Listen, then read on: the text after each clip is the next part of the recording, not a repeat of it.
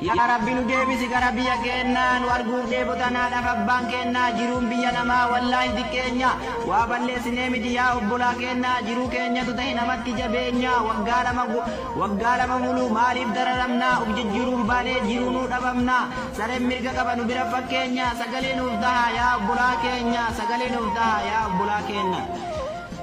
Guyyamaan alagaan reebamnaa alagaan biyya ormaan reebamuudha mannaa biyya keenya gallee du'uudha filannaa biyya keenya gallee du'uudha filanna har'amoo borgala jedha haaliin keenyaa har'amoo borgala jedha birri keenya injirraaf injiruun hin beekamu keenyaa jiruun keessa jiru jireenya jiqqeennaa maaf nu laaltan lammii nu egeree furuu warra rakkoo furuu barataa meeqaa kam kan nu keessa jiru barsiisaa meeqaa kam kan nu keessa jiru kan borsaba isaarraa rakkoo meeqa furuu kan borsaba isaarraa rakkoo meeqa furuu yaa Rabbi yaa Allah. Ya Rabbi si malee kan jijjiiramne hin jiru.